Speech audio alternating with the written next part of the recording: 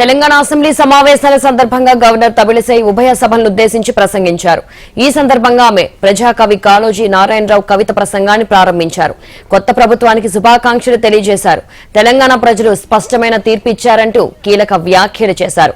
రాచరిక పాలన నుంచి తెలంగాణ విముక్తి పొందిందని మాట్లాడారు. తెలంగాణలో ప్రజా పాలన ప్రారంభమైందంటూ వ్యాఖ్యానించారు. ప్రజావాణి కార్యక్రమంతో కొత్త ప్రభుత్వం ముందుకెళ్తోందని తెలిపారు.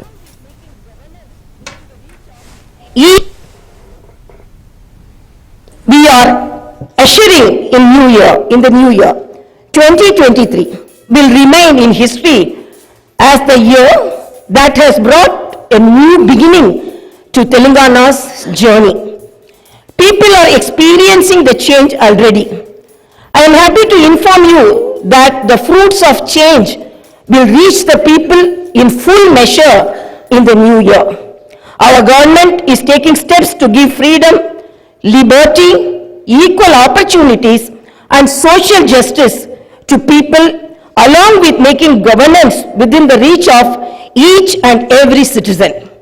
I am sure the state will treat the path of success, progress and bring light to the lives of farmers, women, youth and the poor. People in Telangana state have given a clear verdict to liberate themselves from the 10 years of repression. Telangana assembly సమావేశాల సందర్భంగా governor Tamilisai ఉభయ సభలను ఉద్దేశించి ప్రసంగించారు. ఈ సందర్భంగా ఆమె ప్రజాకవి కాళోజీ నారాయణరావు కవిత ప్రసంగాన్ని ప్రారంభించారు. కొత్త ప్రభుత్వానికి శుభాకాంక్షలు తెలియజేశారు. తెలంగాణ ప్రజలు స్పష్టమైన తీర్పు ఇచ్చారంటూ కీలక వ్యాఖ్యలు చేశారు. గవర్నర్ చేసిన వ్యాఖ్యలకు సంబంధించి మరింత సమాచారం మా ప్రతినిధి ఏవై స్వామి లైవ్ లో అందిస్తారు. ఏవై స్వామి.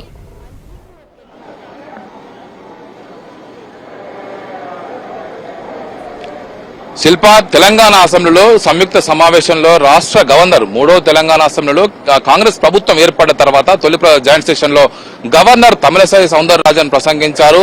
దాదాపుగా 18 పేజీల్లో 25 అంశాలతోని ఈ గవర్నర్ ప్రసంగ కూర్పుని ప్రభుత్వం చేసింది. నిన్న కేబినెట్ సమావేశంలో ఏ అంశాలను తీసుకొని ఈ ప్రసంగంలో పెట్టాలని సంబంధించి నిన్న డిసైడ్ చేసి ఈ రోజు గవర్నర్ రాష్ట్ర కేబినెట్ ఆమోదం పొందిన గవర్నర్ ప్రసంగాన్ని ఈ రోజు గవర్నర్ తమిళిసై సౌందరరాజన్ అసెంబ్లీలో ప్రసంగించారు.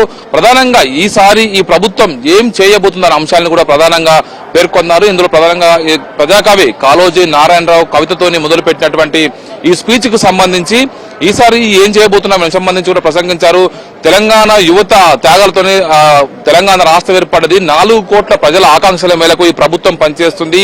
గత ప్రభుత్వం రాచరిక పాలనలాగా ప్రభుత్వం సాగించింది. రాచరిక పాలన పోయి ప్రజాస్వామ్య పాలన వచ్చింది. ఈ ప్రజల అవిష్టం మేరకు పాలన కొనసాగుతుందని చెప్పేసి కూడా గవర్నర్ తన ప్రసంగంలో పేర్కొన్నారు. ప్రధానంగా దీనికి సంబంధించి యువతకు ఉద్యోగాలకు సంబంధించి జాబ్ క్యాలెండర్ ఏదైతే మేము ఇచ్చామో దాన్ని ఖచ్చితంగా అమలు చేస్తాము, వారి ఆకాంక్షల కోసం పనిచేస్తాము, టీఎస్పీఎస్సీని పూర్తిగా ప్రక్షాళన చేస్తామని మాట్లాడినటువంటి గవర్నర్ తమిళిసై సౌందరరాజన్ ఈ సమావేశాల సందర్భంగా ఇటు ప్రభుత్వ పరంగా ఈ స్పీచ్ సంబంధించి ప్రతిపక్షాలు ఏ విధంగా ఉంటుందని చెప్పేసి కూడా అందరూ ఆసక్తిగా గమనించారు. ఒకవైపు బీఆర్ఎస్ పార్టీ నుంచి 39 మంది ఎమ్మెల్యేలు, మిగతా ఎమ్మెల్యేస్ అంతా కూడా హాజరయ్యారు. ఇటు కాంగ్రెస్ పార్టీ నుంచి ఎమ్మెల్యేలు, వాళ్ళకి సంబంధించిన నేతలంతా కూడా హాజరయ్యారు. బీజేపీ నుంచి ఎంఐఎం నుంచి నేతలంతా కూడా ఎమ్మెల్సీలంతా హాజరయ్యారు. ఈ జాయింట్ సెషన్ లో ఈసారి ప్రభుత్వం రానున్న 5 సంవత్సరాల్లో తమ ప్రభుత్వం సంబంధించినటువంటి ఏవైతే ప్రాధాన్య అంశాలు ఉన్నాయో వాటన్నిటి కూడా గవర్నర్ ప్రసంగం ద్వారా పొందుపరిచి గవర్నర్ తోని కూడా మాట్లాడించారు. వచ్చే రోజుల్లో ఖచ్చితంగా 19వ పేరాలో ఈ ప్రభుత్వం చేసినటువంటి అప్పుల కుప్పకు సంబంధించిన విషయంలో ఒకవైపు విద్యుత్ సంస్థలకు సంబంధించి 81,000 కోట్ల అప్పులు తీసుకొచ్చారు. దాన్ని డిస్కాంలను 50,000 కోట్ల ఒకవైపు నష్టాలకు దిగజార్చారు. ఇటు సివిల్ సప్లై డిపార్ట్మెంట్ కు సంబంధించి కూడా 51,000 అప్పులు చేశారు, 11,000 నష్టాలకు తీసుకెళ్లారు. ఒక్కొక్క డిపార్ట్మెంట్ వారిగా రానున్న రోజుల్లో శ్వేతపత్రాలు విడుదల చేస్తాము, డిపార్ట్మెంట్లను కార్పొరేషన్లను అప్పులు తీసుకురావడానికి ఒక వేదికగా వాడుకున్నారని చెప్పేసి కూడా గత కేసీఆర్ బీఆర్ఎస్ ప్రభుత్వం పైన కూడా గవర్నర్ ప్రసంగంలో సంబంధించిన కొన్ని ఆరోపణలు చేశారు. ఖచ్చితంగా సంబంధించి 6 గ్యారంటీలు ఉన్నాయో 6 గ్యారంటీల్లో ఇప్పటికే ఎలక్షన్ సమయంలో కాంగ్రెస్ పార్టీ ఇచ్చిన 6 గ్యారంటీల్లో ఇప్పటికే 2 గ్యారంటీలని అమలు చేస్తాము, మిగతా వాటిని కూడా అమలు చేయడం కోసం ప్రభుత్వం ప్రయత్నం చేస్తుందని చెప్పేసి కూడా గవర్నర్ తన ప్రసంగంలో పేర్కొన్నారు. ప్రధానంగా ఒకవైపు రాష్ట్రంలో ప్రతి విషయాన్ని కూడా ప్రజలకు సంబంధించిన విషయంలో ప్రతిపక్షాలు ఇచ్చేటువంటి నిర్మాణాత్మకమైన సూచనలు తీసుకోవడానికి మా ప్రభుత్వానికి ఎలాంటి బేసిజాలు లేవని చెప్పేసి కూడా గవర్నర్ ప్రసంగం ద్వారా ప్రభుత్వం తను చెప్పాలనుకున్న విషయాన్ని ప్రజలకు చెప్పించింది. ఒకవైపు ప్రజలకు సంబంధించి ఎప్పటికప్పుడు ఫిర్యాదులు తీసుకుంటాము, వారి అభిప్రాయం మేరకే పాలన నడుపుతామని చెప్పేసి కూడా చెప్పడం జరిగింది. ఈ రోజు సమావేశం సంబంధించి శాసన మండలి చైర్మన్ ఒకవైపు గుత్తా సుఖేందర్ రెడ్డి, అసెంబ్లీ స్పీకర్ గడ్డం ప్రసాద్ కుమార్ పాల్గొన్నారు. వారితో పాటు గవర్నర్ తన ముఖ్య ప్రసంగాన్ని తన ప్రభుత్వాన్ని రాష్ట్ర ప్రజలను ఉద్దేశించి గవర్నర్ ప్రసంగించారు. ఈ ప్రసంగం సంబంధించి వచ్చే 5 ఏళ్లలో కాంగ్రెస్ పార్టీ ప్రభుత్వం ఏదైతే రేవంత్ రెడ్డి సీఎంగా ఉన్నటువంటి ప్రభుత్వం ఏం చేయబోతుందనేది కూడా ఒక దిశానిర్దేశ పత్రంగా దీనికి సంబంధించి మనం చెప్పుకోవచ్చు. రానున్న రోజుల్లో ఈ ప్రభుత్వం అనేక సాగునీటి ప్రాజెక్టుల విషయంలో కావచ్చు, వెల్ఫేర్ కు సంబంధించే పెద్దపీట వేయబోతున్నట్టుగా కూడా ఈ ప్రభుత్వం పేర్కొన్నది.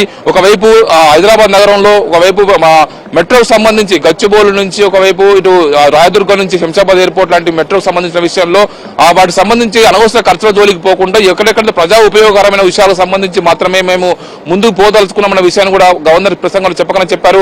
ఒకవైపు అనేక అంశాలని కూడా ఒక్కొక్క అంశం వారిగా 25 అంశాలని పేర్కొన్నారు. ఒక్కొక్క అంశం వారిగా ప్రభుత్వం తమ ప్రాధాన్య అంశాలు ఏమున్నాయి, తాము ఏం చేయదలుచుకుంటుంది, ఏ విషయాలతో ముందుకు పోదలుచుకున్న విషయాలను కూడా ఈ గవర్నర్ ప్రసంగంలో పూర్తిగా అందరికీ రాష్ట్ర ప్రజలకు అర్థమయ్యే విధంగా ముందుకు తీసుకెళ్లారు. ప్రధానంగా ఇదే విషయంతో పాటు రాష్ట్ర వ్యాప్తంగా అనేక కార్పొరేషన్లు వాటిని అప్పుల కుప్పగా మార్చారు, వాటిని పూర్తిగా దివాలా తీసుకెళ్లారు.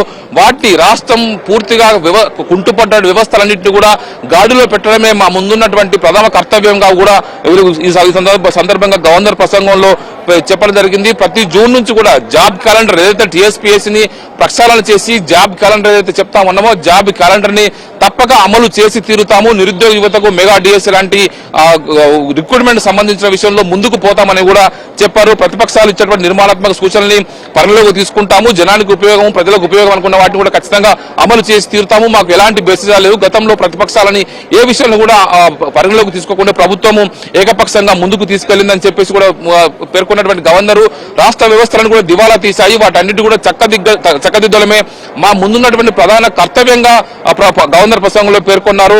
ఒకవైపు 19వ పేరాలో పూర్తి స్థాయిగా అప్పుల విషయంలో పేర్కొంటే 18వ పేరాలో పూర్తిగా ఈ మొత్తం వీటన్ని సంబంధించి విషయాలను కూడా ఒక్కొక్క అంశాన్ని కూడా గవర్నర్ మాట్లాడడం జరిగింది. గతంలో కేసీఆర్ ప్రభుత్వం గతంలో బీఆర్ఎస్ ప్రభుత్వంలో గవర్నర్ స్పీచ్ తన లెంతీగా ఉండేది. 2 సార్లు గవర్నర్ ను స్పీచ్ కూడా పిలవకుండానే ముందుకు వెళ్ళినటువంటి ప్రభుత్వం ఆ సందర్భంగా కొన్ని విమర్శల పాలైంది. ఈసారి సాంప్రదాయాల్ని గౌరవించి ముందుకెళ్తామన్నట్టుగానే కాంగ్రెస్ పార్టీ ముందుకు వెళ్తూ ఉంది. ఒకవైపు రేవంత్ రెడ్డి అన్ని వ్యవస్థలకు సంబంధించి మేము గతంలో మాదిరిగా వ్యక్తిగత చుట్టూ కాకుండా వ్యవస్థల్ని చక్కదిద్దడమే ముందుగా వెళ్తామని చెప్పేసి కూడా పేర్కొన్నారు. శిల్ప.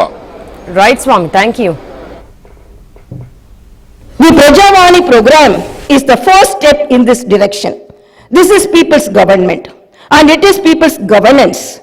People can express their problems and get their grievances redressed by the government at any time. Now the situation is such that each and every member of society can proudly declare that this is their government. Our governance will soon become a role model for the entire country. The Telangana state was formed as per the aspirations of 4 crore people. The supreme sacrifices of the youth and the relentless struggle of students.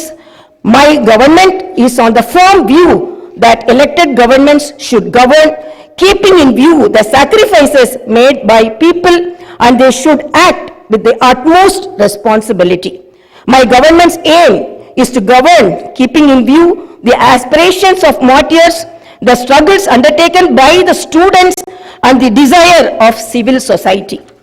I convey that the present elected government thanks all the people, parties, leaders and then UPA government, Dr. Manmohan Singh, for creating a separate Telangana state in 2014. Respecting the decades-old aspiration of people, on behalf of 4 crore Telangana people, the present government thanks Mrs. Sonia Gandhi, the then chairperson of UPA, for the key role she played in the process of creating Telangana into a separate state. I once again pay my humble tributes through this house to the martyrs who laid down their precious lives. At the time of elections, we gave word to the people that we would get Indrama Rajyam in Telangana. We made it clear that there would not be any repression or dictatorial tendencies in the governance. We have declared 6 guarantees for the welfare and development of the people. In time, with promises made, Chief Minister Shri Revanth Reddy Garu signed the file giving legal sanctity to the 6 guarantees soon after his swearing in. This proved the commitment and dedication of our government. My government is taking the first step along the path of welfare for the people of the state. My government will stand by each and every promise it has made. Within 48 hours of entering the governance, my government has implemented 2 out of 6 guarantees. My government's aim is to make women in Telangana state prosperous as Mahalakshmis. As part of this, women are given free travel facility in the RTC buses, and I am happy to inform you that this free travel scheme came into being on December 9th. Other promises made under the Mahalakshmi scheme will be implemented very soon. My government has a definite plan to provide better medical and health services to the poor.